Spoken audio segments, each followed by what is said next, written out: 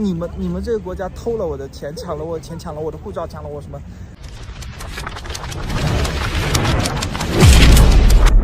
？Hello， 大家好，我是猫猫。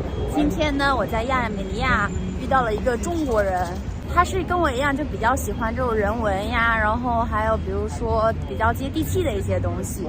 然后我也看过他很多文章，觉得我能在他的文章里边学到挺多东西的。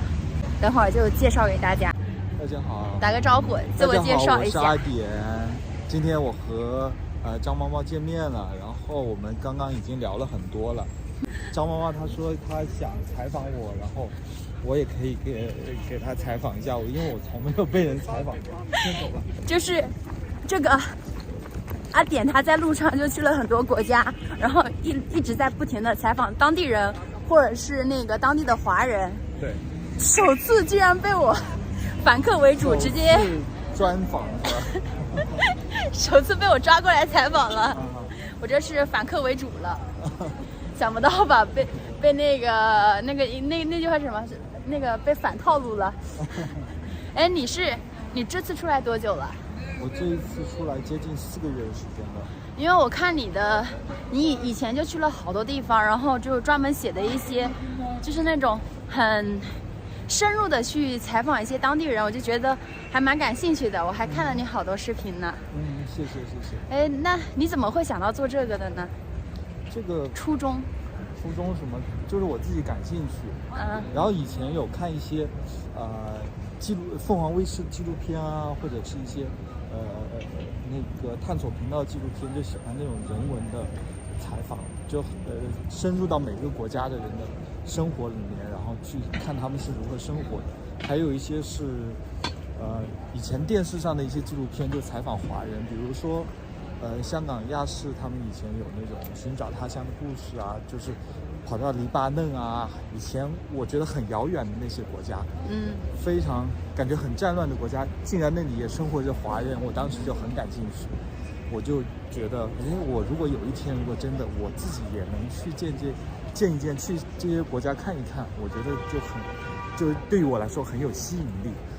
然后我就真正的就付出了行动，然后我就去了这些国家，然后去见到了他们真正的生活在那里的华人，还有真正的当地人。那就对你来说有什么收获吗？或者是你有什么感受？我的感受就是每一天你都感觉到有新的进步吧，就你能获得更多的那种。我们先过马路啊，先过个马路。就每一天你都能感觉到，你能体会新的不同人的人生，因为你每听一个不同的人的故事，你会感觉到，好像我的人生又打开了另外一个窗。对，又见识到另外的一个世界，原来这个人可以以这种方式生活，然后你会觉得，哇，我世界观又打开了一个新的角度，就觉得收获很大。就你有计算出来你采访了多少人了吗？我粗略的算了一下，就这4个月的时间哈，不知道可能有100多个人了。每天可能都有一个。之前没有吗？之前都有。之前就2019年，那时候已经采访了14个国家，就一次出去14个国家，都是拉美的。每个国家都见10来个中国人吧，所以差不多也有上百个拉丁美洲国家的中国人。这么多了？对，挺多的。我基本上到每个国家，我都要见不同的中国人，各个阶层、各个籍贯、各个职业。就你现在让你一想起来最深刻的是在哪儿？墨西哥吧。是一个，比如说小月，就墨西哥生活的小月，她告诉我的故事非常多。然后讲了很多是，她在那里就是跟着谈判啊，就她要在那里做生意。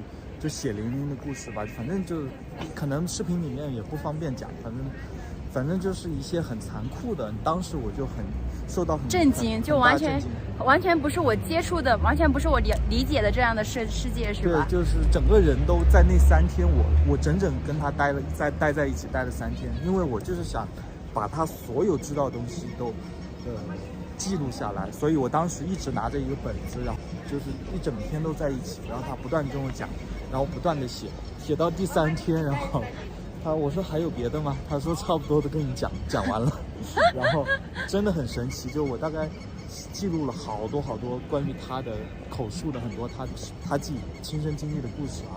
总之还是挺残忍的，就是在那个国家生活。那你有去看到吗？就听他说，然后你有去看到就是听他说的这些东西吗？你说是啊？对，扔在火车上啊。其实伊拉克然后垃圾桶里面都是垃圾桶里面是。对啊，一个城市每天清洁工起来打扫，翻垃圾桶一翻就一颗，或者是。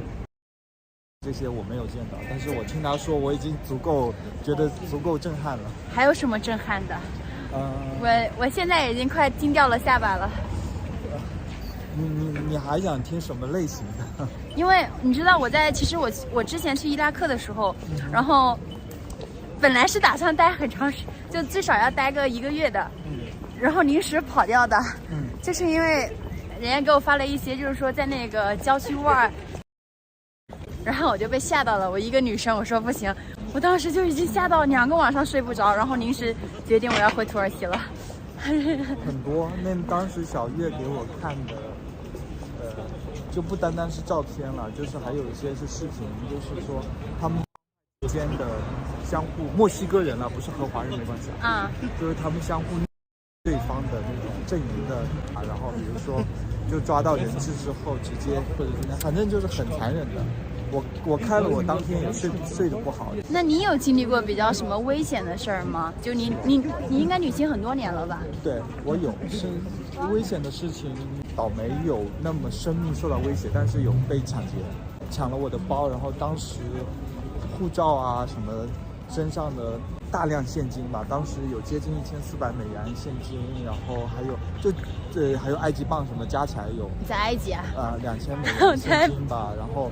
加一个精工手表什么的，总共加起来可能就人民币有个好几万，4、5万，差不多。这么多？5、6万。那被抢之后，就是你怎么处理的？怎么处理？就第一时间你是想，就是你遇到一个很大的冲击的时候，就是你遇到人生的暴击的时候，你会第一反应是你觉得这不是真的。你当时你会一直在想，会不会是我在做梦啊？或者说你当时会很惊讶。整个人是呆滞的那种感觉，然后接着你就会反应会很痛苦，然后到大概第2天之后，你会慢慢的会平静下来。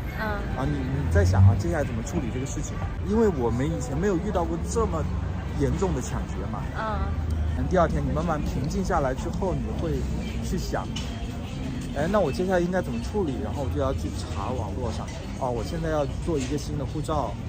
旅行证不是护照，当时没有，大使馆不能办护照。对，一年的那种短期的那个旅行证。之后你得去那个当地的那个移民局去盖那个入境章，证明你是合法入境的。因为你有一个空的旅行证是没用的，你出关的时候要证明你是合法入境的。然后那个入境章我就盖了3天3夜。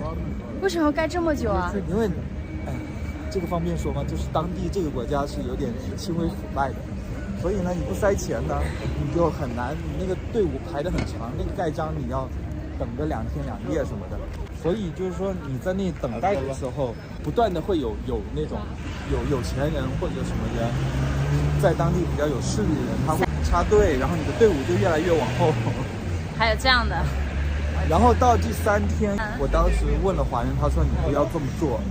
不要这么做的原因是因为你不知道像谁，因为你没有一个完全熟悉的人这么做。如果说你塞错钱了，或者你塞错人了之后，你反而会更严重，人家就直接不给你了。有一个人就是，当地的一个华人，他就是这样，塞错钱了，然后就直接那个1年非法滞留在那里，就不给你办这个延期什么的。还有这样的所以我当时是不能这么做，我只能说等待，然后等了3天，第3天的时候，我整个那一周的所有的情绪都被爆发了，进行了一个爆发。因为你想想，我那时候被偷了这么多东西，被抢了护照，我本来已经很那个对这个国家很不喜欢，对埃及我也不喜欢。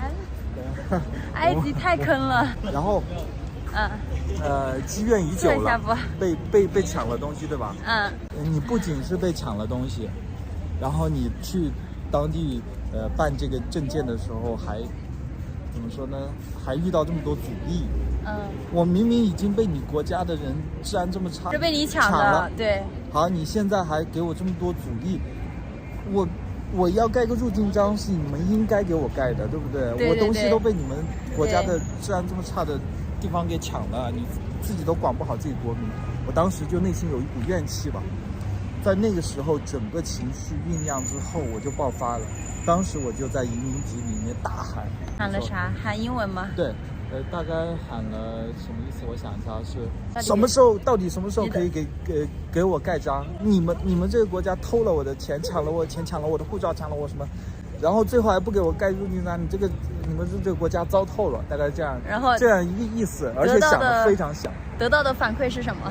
然后当时就所有排队的人全部看过来，全场肃静，因为当时是这样。就是里面有个保安之类的人，只是这些人排队应该怎么排，然后他看到我之后就这样往后退，这样就那个当时排队的时候嘛，然后我才这样喊出来嘛，喊出来之后，然后那个保安就马上换了一副嘴脸，然后就你在这里，等着往前走，往前走。对，就很客气，然后在那里笑，然后就快过来，我帮你，然后就等我2分钟了，这样就很狗腿的那种感觉，欺软怕硬嘛。对，很狗腿的那种感觉，就嘻嘻哈哈在那里，然后就脸就很友好那种吧，然后就去那个办公室问了一下，说跟我来，然后就直接弄好了。直接就进了那个办公室，直接。如果你不这么喊的话，你觉得你还再等多少？我估计我当时真的是。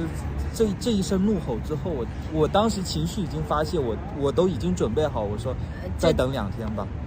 我当时这么想，结果人家就软了，马上就给你办。是不是有没有后悔自己喊晚了？倒没有，反正就喊了。当时我其实内心还是很担忧的，万一喊了之后人家更不给我办怎么办？就不给你弄了。我当时是一种情绪化，不是一种策略，没想到最后变成一个策略了。对不对？你当时就是想发泄一下，人家是弄巧成拙，你就直接。对，我反而是就是歪打正着了，就是感觉。对。你之后还有什么计划吗？然后反正接下来我会去更多国家。不是问你要去哪，就是你接下来有什么规划吗？比如说。有。接下来的话，还是像现在这样去一个国家，一边采访一边听不同人的故事，看不同人的人生。对，差不多是这样。先这样，咱们这个将来规划说不定，计划赶不上变化。计划的话，我多变性还挺大的，因为我的一个计划本地图我已经改过3次了。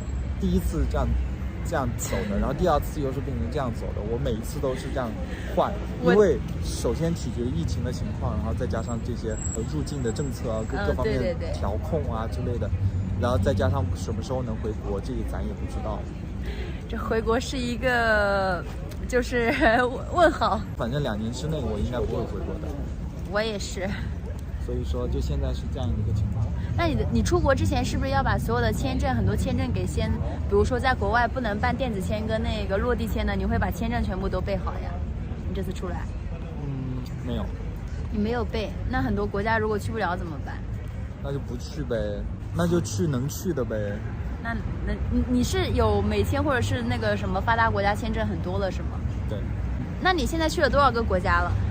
我现在去了45、6个国家了。花了多长时间？多少年？就真正在旅行在路上的时间。在路上的话，应该是有2年吧，2、3年，2、3年多。第一次长途。2011年吧，大长途是在2019年的时候去了10个月。